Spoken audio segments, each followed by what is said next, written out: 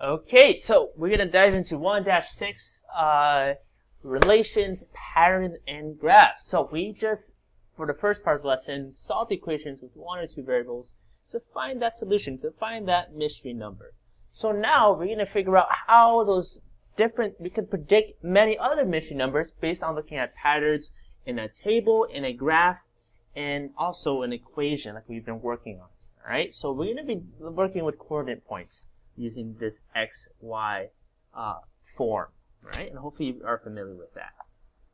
So here is the vocabulary, and it's just going over some basic things like, a coordinate system, how to graph x and y axes, right?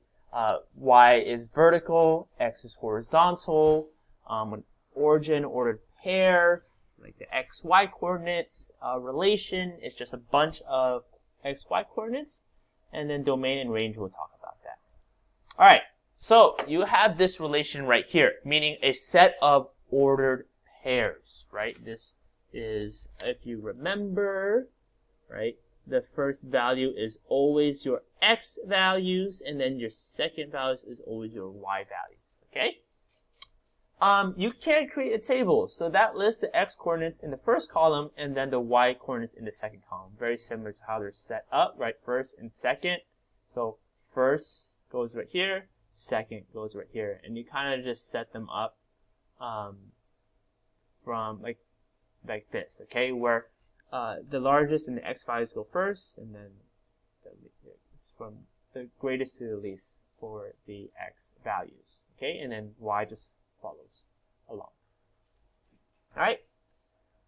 You can also create a graph. So if you remember, if I have a positive 4 and positive 3, right? These numbers on this side is the positive side. So think of it like the number line, right? Numbers going this way tend to be positive.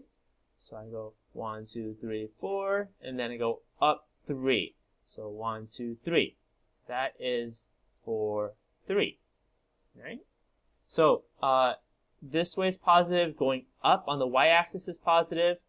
Going this direction, left, is a negative for the x values, and then going down for the y values is negative. So you can plot all of these points right here, and then you can see a pattern. So this is kind of like a little curve if you connect. Whoa, sorry. Connect the dots. My computer is laggy. Alright.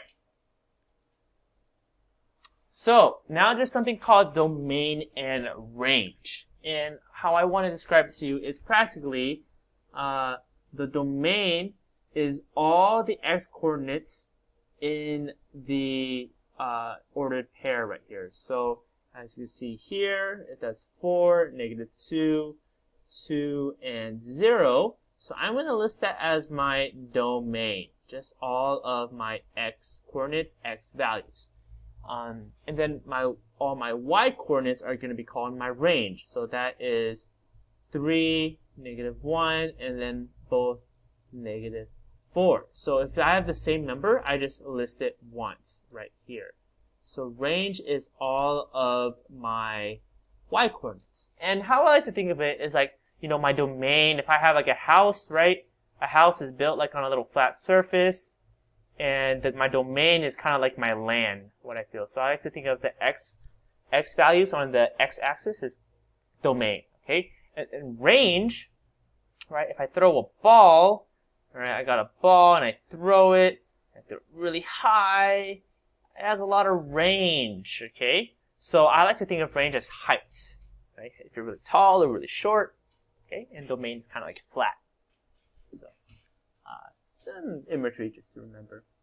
All right, try this one and then figure out, what are the x coordinates and what are the y coordinates for your domain